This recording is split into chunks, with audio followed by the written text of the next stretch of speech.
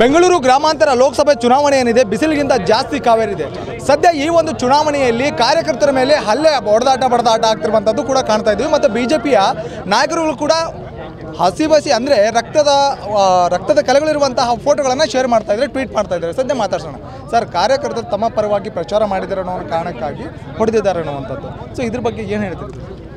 ಈಗ ಕುಣಿಗಲ್ ವಿಧಾನಸಭಾ ಕ್ಷೇತ್ರದಲ್ಲಿ 3 ಜನರ ಮೇಲೆ ನಮ್ಮ BJP JDS ಕಾರ್ಯಕರ್ತರ ಮೇಲೆ ಹಲ್ಲೆ ಆಗಿದೆ. ಇದ್ರ ಬಗ್ಗೆ ಆಲ್ರೆಡಿ FIR ಕೂಡ ದಾಖಲಾಗಿದೆ. ಸೊ ಇದೆಲ್ಲ ನಿಜವಾಗ್ಲೂ ಒಂದು ಸಂಸ್ಕೃತಿ ಅಲ್ಲ, ಇದು ಸಂಸ್ಕಾರ ಅಲ್ಲ. ಏನೋ ಚುನಾವಣೆಯನ್ನು ಸರಿಯಾಗಿ ಆರೋಗ್ಯಕರವಾಗಿ ಎದುರಿಸಬೇಕೇ ಹೊರತು ಈ ರೀತಿ ಅಡ್ಡದಾರಿ ಹಿಡಿದು ಈ ರೀತಿ ಮಾಡೋದು ನಿಜವಾಗ್ಲೂ ತಪ್ಪು. ಈಗಾಗಲೇ ನಾನು DIG ಅವ್ರಿಗೂ ಇದ್ರ ಸಂಬಂಧ ಮಾತಾಡಿದ್ದೇನೆ. ಈಗಾಗಲೇ ನಮ್ಮ ಮುಖಂಡರುಗಳಾದಂಥ ನಮ್ಮ ವಿರೋಧ ಪಕ್ಷದ ನಾಯಕರಾದಂಥ R ಅಶೋಕ್ ಅವರು ಮತ್ತು ಇದರ ಬೆಂಗಳೂರು ಗ್ರಾಮಾಂತರ ಉಸ್ತುವಾರಿಯಾದಂಥ ಡಾಕ್ಟರ್ ಅಶ್ವಥ್ ನಾರಾಯಣ್ ಅವರು ಈಗ ಆಲ್ರೆಡಿ ಇದು ಪ್ರೆಸ್ ಮೀಟ್ ಮಾಡಿ ಹೇಳಿದ್ದಾರೆ. ಇದನ್ನು ನಾನು ನಿಜವಾಗ್ಲೂ ಖಂಡಿಸ್ತೀನಿ. ಈ ರೀತಿ ಚುನಾವಣೆ ಇದಲ್ಲ. ಯಾಕೆಂದರೆ ಚುನಾವಣೆ ಸರಿಯಾಗಿ ನಡಿಬೇಕು. ಈ ರೀತಿ ಎದುರಿಸೋದು, ಹಲ್ಲೆ ಮಾಡೋವಂಥದ್ದು ಇದು ನಿಜವಾಗ್ಲೂ ಇದು ನಮ್ಮ ಪ್ರಜಾಪ್ರಭುತ್ವಕ್ಕೆ ಇದು ಸೂಟ್ ಆಗೋದಿಲ್ಲ ಅಂತ ಹೇಳ್ತೀನಿ ನಾನು. ಇವಾಗ ಭಾಳಷ್ಟು ಜನ ಕಾರ್ಯಕರ್ತರು ಕೂಡ ತಮ್ಮ ಪರವಾಗಿ ಮತಯಾಚನೆ ಮಾಡಬೇಕನ್ನೋ ನಿಟ್ಟಿನಲ್ಲಿ ಮುಂದೆ ಬರ್ತಾ ಇರ್ತಾರೆ. ಸೊ ಇಂತಹ ಘಟನೆಗಳು ನಡೆದಾಗ ಅವ್ರಿಗೆ ಭಯಭೀತಿ ವಾತಾವರಣ ಅದರ ನಿರ್ಮಾಣ ಆಗುತ್ತೆ. ಅಂಥವರಿಗೆ ತಾವು ಯಾವ ರೀತಿ ಸಂದೇಶವನ್ನು ಕೊಡ್ತೀವಿ? ನಾವು ಪಕ್ಷ ಸಂಪೂರ್ಣವಾಗಿ ಕಾರ್ಯಕರ್ತರ ಬೆಂಬಲಕ್ಕಿರ್ತೀವಿ. ಕಾರ್ಯಕರ್ತರು ಹೆದರಬಾರ್ದು. ಯಾಕೆಂದರೆ ಇದೆಲ್ಲ ಏನು ಹತಾಶೆಯಿಂದ ಮಾಡ್ತಾ ಇದ್ದಾರೆ. ಎಲ್ಲೋ ಅವ್ರಿಗೆ ಗೊತ್ತಾಗಿರಬೇಕು, ಏನೋ ಚುನಾವಣೆ ವಿರುದ್ಧ ದಿಕ್ಕಿನಲ್ಲಿ ಸಾಗ್ತಾ ಇದೆ ಅಂತ ಅವ್ರಿಗೆ ಗೊತ್ತಾಗಿರಬೇಕು.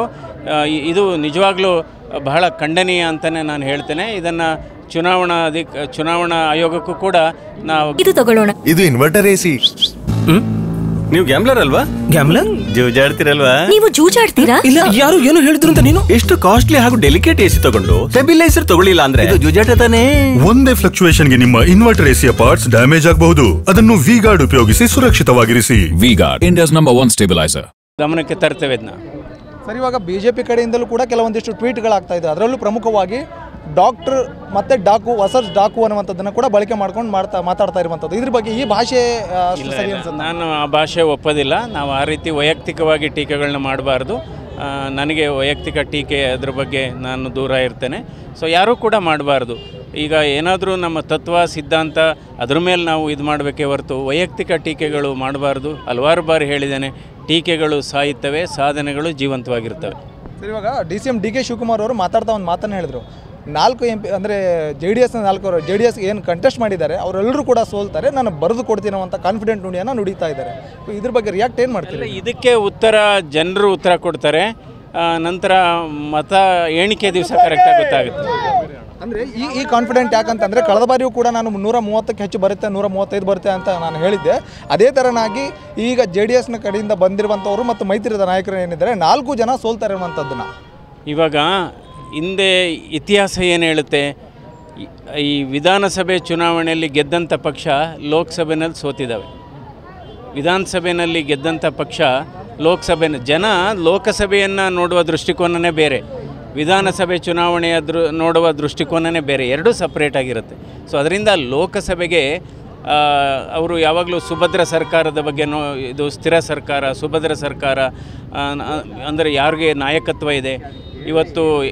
ಇವತ್ತು ಈಗ ನಮ್ಮ ವಿರೋಧ ಪಕ್ಷದಲ್ಲಿ ಪ್ರಧಾನಿ ಅಭ್ಯರ್ಥಿನೇ ಇಲ್ಲ, ಹುಡುಕಾಡ್ತಾ ಇದ್ದಾರೆ ಪ್ರಧಾನಿ, ಅದರಲ್ಲೇ ಗೊಂದಲ ಇದೆ. ಸೊ ಅದರಿಂದ ಜನರು, ನಮ್ಮ ಭಾರತ ದೇಶದ ಮತದಾರರು ಪ್ರಜ್ಞಾವಂತರು. ಅವ್ರಿಗೆ ಡಿಗ್ರೀಸ್ ಇಲ್ಲದೆ ಇರ್ಬೋದು, ಬಟ್ ಅವರು ತುಂಬ ಜ್ಞಾನವಂತರು, ವಿಚಾರವಂತರು. ಅದನ್ನು ಅವ್ರು ತೀರ್ಮಾನ ಮಾಡ್ತಾರೆ.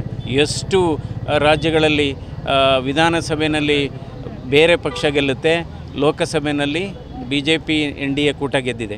ಸೊ ಅದೇ ರೀತಿ ಇಲ್ಲೂ ಆಗುತ್ತೆ. ಸರ್, ಈ ಪ್ರಚಾರದ ಭರಾಟೆಯಲ್ಲಿ ತಮಗೆ ಟೈರ್ಡ್ ಅನಿಸಿದಾನೆ, ಯಾಕಪ್ಪ ನಾನು ರಾಜಕೀಯಕ್ಕೆ ಬಂದೆ ಅಂತ ಏನಾದರೂ ಆ ಥರ ನೋವಿನ ಭಾವನೆ ಅನಿಸ್ತಾ ಇಲ್ಲ? ಹಾಗೇನಿಲ್ಲ.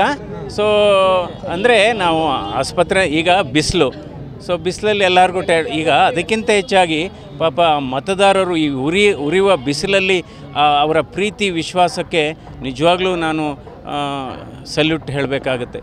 ಯಾಕೆಂದರೆ